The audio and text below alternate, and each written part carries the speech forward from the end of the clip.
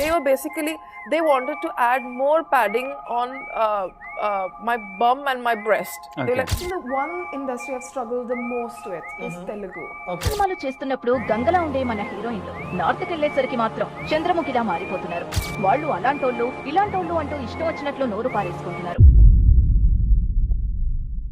నమస్తే మామ, ఈ రోజు మనం ఒక వింత లాజిక్ గురించి మాట్లాడుకుందాం. ఆ లాజిక్ పేరే బీబీసీ. అంటే ఆహా, ఇప్పుడు బీబీసీ అంటే మీరు అనుకునేది కాదు, నేను అనుకునేది చెప్తా. సరే చెప్పు. బీబీసీ అంటే Bollywood bulb syndrome.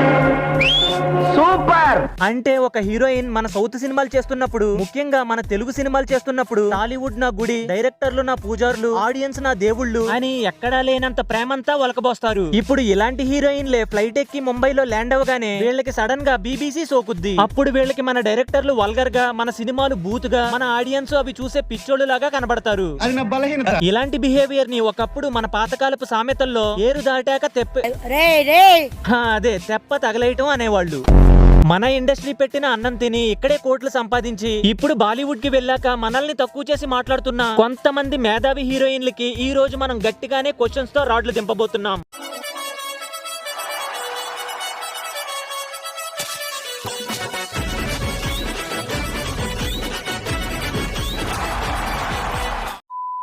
First and for most మన పింక్ బ్యూటీ తాప్సీ గారు. ఈమెను ఇండస్ట్రీకి పరిచయం చేసింది మన లెజెండరీ డైరెక్టర్ కె రాఘవేంద్రరావు గారు. ఆయన సినిమాల్లో హీరోయిన్ అంటే ఎలా ఉంటుందో అందరికీ తెలుసు. మరప్పుడు జుమ్మంది నాదం అనే సినిమాలో పూలకుండీలు, బొడ్డు మీద ద్రాక్ష పళ్ళు వేయించుకున్నప్పుడు లేని అభ్యంతరం ఇప్పుడు హిందీలో సెటిల్ అయ్యాక ఈమె గారికి ఇబ్బంది వచ్చిందంట. రీసెంట్ గా ఒక ఇంటర్వ్యూలో చెప్తుంది, మామ సౌత్ లో వాళ్ళు నా బాడీ మీద బొడ్డు మీద ఫోకస్ చేస్తారు, అవి నాకు చాలా ఇబ్బంది కలిగించాయి అని అంటుంది. మామ అమ్మ ఐరన్ లెగ్ తాప్సీ, అప్పుడు సీన్స్ చేస్తున్నప్పుడు నీకు గొంతు లేదా, లేక రెమ్యూనరేషన్ చెక్కులు తీసుకునేటప్పుడు నీ కళ్ళు కనబడలేదా? అసలు మీ లాజిక్ ఏంటో తెలుసా? ఇక్కడ ఆఫర్లు వచ్చినప్పుడు సార్ ఇంకో పండు వేయండి, సీన్ ఇంకా బాగా వస్తుంది అంటారు. అదే హిందీలో ఒక్క హిట్ రాగానే oh my god what is this బొడ్డు అబ్సెషన్స్ అంటూ గ్లోబల్ లెవెల్లో లెక్చర్లు ఇస్తారు. అంటే ఇక్కడ అందరూ కలిసి మిమ్మల్ని స్టార్ ని చేస్తే మీరు వెళ్ళి అక్కడ మమ్మల్ని విలన్స్ ని చేస్తారా? దీన్నే అంటారు తిన్నింటి వాసాలని లెక్కెట్టడం అని. నెక్స్ట్ మన బుట్టబొమ్మ పూజ హెగ్డే దగ్గరికి వద్దాం. ఈమె ఏమంటుందంటే సౌత్ ఆడియన్స్ కి నడుం మీద బొడ్డు మీద మాత్రమే పిచ్చుంటది అంట. ఆ మాట నువ్వు చెప్పకూడదు. ఎందుకు చెప్తున్నా? ఓహో, బాలీవుడ్ ఆడియన్స్ నడుము బొడ్డు చూడరా, అవి వచ్చినప్పుడు తలలు పక్కకి తిప్పేసుకుంటారా?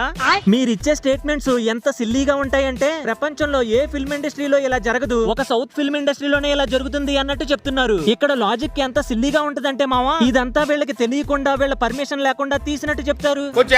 షూటింగ్ జరిగేటప్పుడు వీళ్ళకి కాస్ట్యూమ్ ఇస్తారు కదా, అప్పుడు కూడా మాట్లాడరు. సీన్ తీసిన తర్వాత మానిటర్ లో చూసుకుంటారు కదా, అప్పుడు కూడా మాట్లాడరు. అంత దాకా ఎందుకండి, సినిమా రిలీజ్ అయిపోయిన తర్వాత ఫుల్ మూవీ చూసుకున్నా కూడా వీళ్ళ అబ్జెక్షన్స్ ఏంటో చెప్పరు. కానీ వీళ్ళకి బాలీవుడ్ లో ఆఫర్లు రాగానే ఇక్కడ వాళ్ళ మీద విషం చిమ్ముతారు. విచిత్రం ఏంటంటే ఈవిడ గారు ఇన్స్టాలో పెట్టే ఫోటోల్లో 90% క్లీవేజ్, నడుము ఎక్స్పోజింగ్ ఉంటది కదా. అంటే ఇన్స్టాలో మీరు చూపిస్తే అది ఆర్ట్, అదే మీరు డబ్బులు తీసుకుని తర్వాత మీ పర్మిషన్ తీసుకుని సినిమాలో చూపిస్తే అది వల్గారిటీయా? మండుతున్నట్టుంది. బేసిక్ గా తిన ప్రాబ్లం ఏంటంటే ఇంటర్నెట్ మొత్తం తనకి నటన రాదు, ఓన్లీ గ్లామర్ కోసమే తీసుకుంటున్నారు అని మీమ్స్ పడతాయి. సో ఇలా చెప్పుకుంటే పరువు పోతుంది, బాలీవుడ్ లో ఆఫర్లు రావు కాబట్టి అలా చెప్పుకుని మన మీద పడి ఏడుస్తుంది అన్నమాట.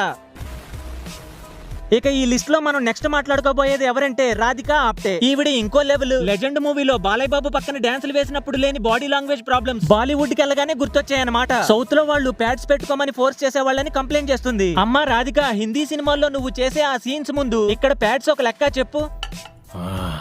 చావు దెబ్బ కొట్టాడ్రా. చావు దెబ్బే. అక్కడ మొత్తం తీసేయమన్నప్పుడు లేని ఇబ్బంది ఇక్కడ ప్యాడ్స్ వేసుకోమంటే మాత్రం వచ్చేసిందంట. అదేదో వేసుకోనని అప్పుడే చెప్తే సరిపోయేది కదక్క. ఓ అలా చెప్తే డబ్బులెవరా? ఈ లిస్ట్ లో నెక్స్ట్ వచ్చేది ఎవరంటే ఒకప్పుడు టాలీవుడ్ అంటే ఇలియానా అంటేనే టాలీవుడ్. ఆ రేంజ్ లో ఊపేసింది ఇండస్ట్రీని. తెలుగులో 1 year రెమ్యూనరేషన్ తీసుకున్న ఫస్ట్ హీరోయిన్ కూడా తనే. కానీ ఏం లాభం, ఈవిడ కూడా మన సౌత్ వాళ్ళ మీద పడే ఏడ్చింది. మన డైరెక్టర్లు నీ నడుముని ఫోకస్ చేయడం వల్ల గోవా బ్యూటీ కాస్త గ్లోబల్ బ్యూటీ అయ్యావు. నిజానికి బాలీవుడ్ తో కంపేర్ చేసుకుంటే తెలుగులోనే మంచి హిట్లు ఉన్నాయి. అక్కడ ఫ్లాప్లు ఇచ్చి ఇప్పుడు ఖాళీగా ఉండి సౌత్ వాళ్ళ మీద పడి ఆడటం ఏంటండి, విడ్డూరంగా ఉంది.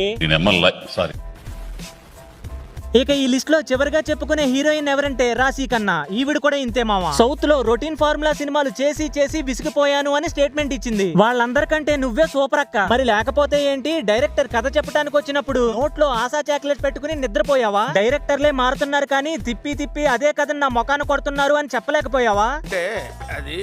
అంటే ఇన్నాళ్ళు ఆ రొటీన్ ఫార్ములా సినిమాలు చేసిన డబ్బులతోనే డూప్లెక్స్ బంగ్లాలు కొనుక్కున్నారు. మరి అప్పుడు లేని బోరు హిందీలో ఒక్క వెబ్ సిరీస్ హిట్ అవగానే వచ్చేసిందా? కరెక్ట్. ఇది కరెక్ట్ గా చెప్పేవయ్యా. మీ అందరికీ ఒక విషయం చెప్పాలి మేడం, మీరు హిందీకి వెళ్లి అక్కడ ఆస్కార్ లెవెల్ నటన చేసిన మా ఆడియన్స్ మిమ్మల్ని ఆదరించినంతగా ఎవ్వరూ ఆదరించరు. మీరు అక్కడ ఎన్ని సినిమాలు చేసినా టాలీవుడ్ ఇచ్చిన లైఫ్ ముందు అవన్నీ కాలి గోటుతో సమానం. ఫైనల్ గా నేను చెప్పేది ఒకటే, ఎవరైనా ఇండస్ట్రీలో కష్టపడి పైకి రావచ్చు, కానీ వచ్చిన తర్వాత ఇలా మాట్లాడడం సంస్కారం అనిపించుకోదు. మీకు నచ్చకపోతే చేయకండి, కానీ చేసిన తర్వాత డబ్బులు జేబులో వేసుకున్న తర్వాత ఆ ఇండస్ట్రీని, ఆ డైరెక్టర్స్ ని, ఆ ఆడియన్స్ ని విమర్శించడం అది ఖచ్చితంగా మీ బలుపే అవ్వుద్ది. ఓకే గైస్, ఈ రోజుకి ఇంతే ఈ వీడియో మీకు నచ్చినట్లయితే 500 లైక్స్ కొట్టండి మామ. అదే చేత్తో ఛానల్ ని సబ్స్క్రైబ్ చేసుకోండి. నెక్స్ట్ ఇంకో వీడియోతో మళ్ళీ కలుస్తా. థ్యాంక్స్, నమస్తే. ఫ్రెండ్స్ వీడియోలు చూస్తున్నారు కానీ ఫాలో కొట్టట్లేదు. ఫాలో కొట్టండి.